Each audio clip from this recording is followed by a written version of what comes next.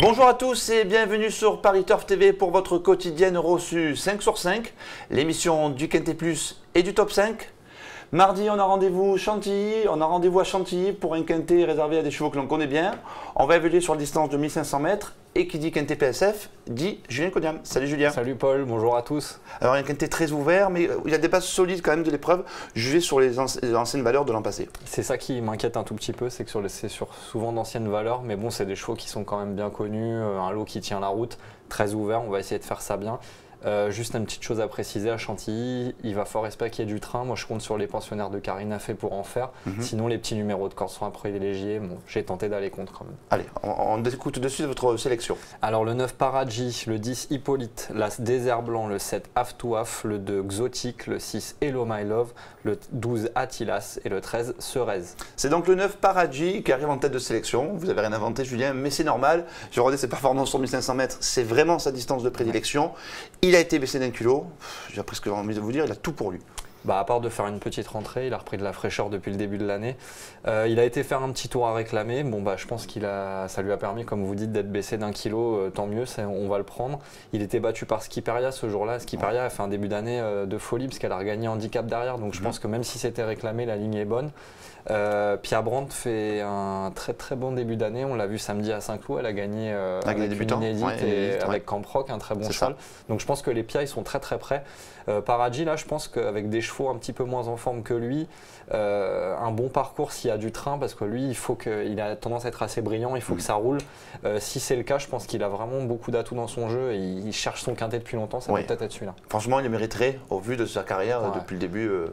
De sa carrière dans ce genre de catégorie. Ouais, et puis comme vous le disiez, il a une très belle habitude au 1500 mètres et il fait très bien Chantilly, c'est une piste qui lui convient bien. C'est un bon point d'appui. On poursuit avec le numéro 10, Hippolyte. Alors lui, on sait qu'il a la pointure, mais comme c'est un attentiste, des fois, malheureusement, il est malheureux. Voilà, c'est exactement ce que je disais en intro. Là, on va le voir de suite dans la course de référence. C'était le 19 février. Bon, il avait attendu ce jour-là et c'était une rentrée à cette occasion.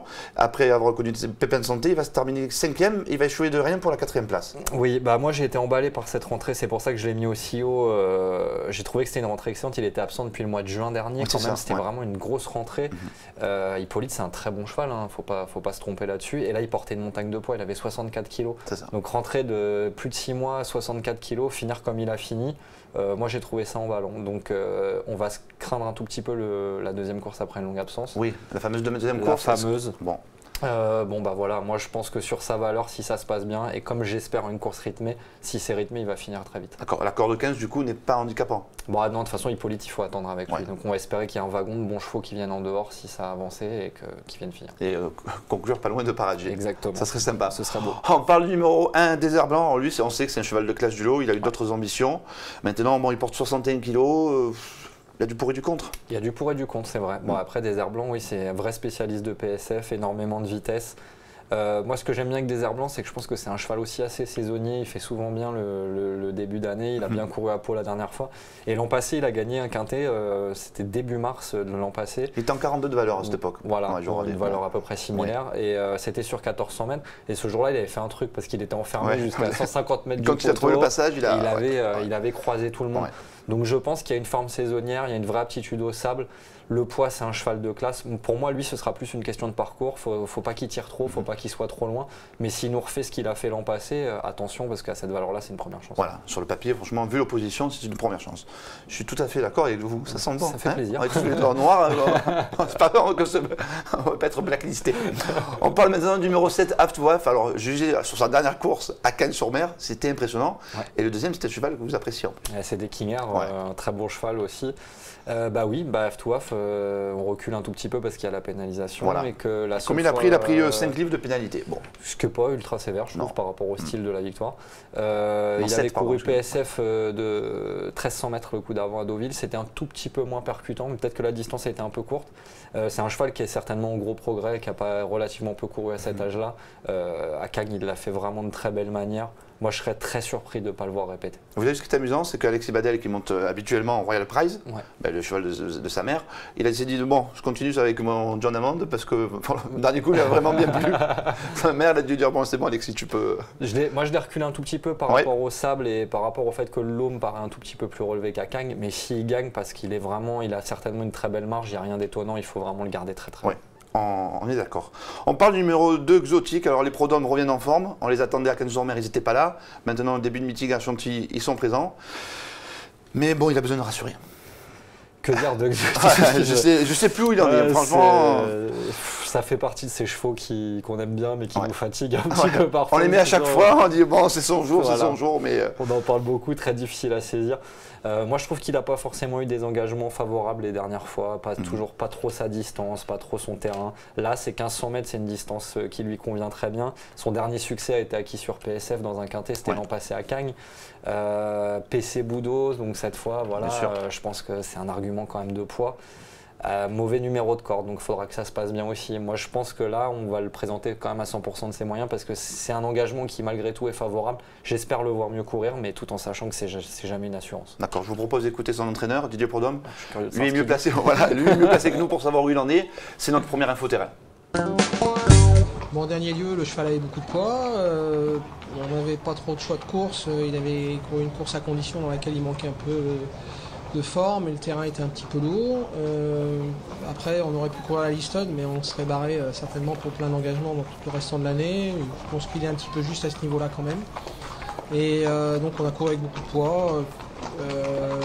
Le cheval était moyen au niveau physique d'après Pauline, il était un peu de travers. Il a été vu depuis par l'ostéopathe, donc il semble beaucoup mieux à l'entraînement. J'ai une petite réserve, le cheval est quand même meilleur à mon avis dans un mois ou deux. Dès que le soleil va revenir, il va être en meilleure condition. C'est un cheval de bon terrain. Voilà, maintenant c'est un cheval de qualité. Il a hérité d'un numéro un petit peu extérieur.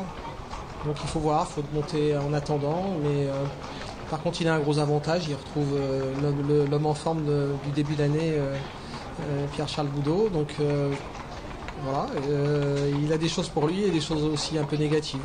C'est plus à mon avis un cheval pour une 4-5e. Ça tombe bien. Il est un petit peu comme nous, il mi-figue, mi-raisin. Il est un peu dans le doute. Il y a des plus, il y a des moins, mais bon. Ce qu'on retient, c'est exotique, aime le soleil comme voilà.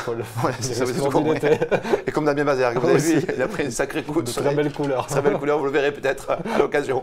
Donc voilà, c'est bien de le mettre en 5e position parce que c'est sa place. On peut pas. Difficile d'être plus chaud que ça avec lui quand même. On a besoin de rassurer en attendant le printemps. On parle de suite de votre sélection du jour, une rentrante de qualité. Oui, Madernia, c'est le 207 dans un petit lot sur 2700 mètres, une course à condition. Il va y avoir un grand favori, un cheval invaincu en 2 sorties avec PC Boudot. Je trouve que c'est assez marrant d'aller contre à la limite parce que Madernia, c'est vraiment une bonne jument. Sa seule mauvaise perf de l'année dernière, c'est dans l'élevage, mais le terrain était trop lourd, je crois. Elle avait tiré. Elle a beaucoup de tenue, 2007 PSF, je pense que ça va vraiment être son truc. Donc mettez une petite pièce à la gagne et puis au pire, couvrez-vous, couplez aller-retour avec le favori. Avec le Boudot. Voilà, et normalement ça doit bien se passer. Et normalement ça devrait bien se passer, voilà. Merci pour toutes ces informations, Julien. Demain on a rendez-vous à Laval, donc des trotteurs à Laval évidemment. Et quand on parle trotteur, on pense directement à Yann Daigneault et Mathieu Mortagne. Voilà, merci pour toutes ces informations. On se retrouve très vite sur Paris Turf TV. Au revoir.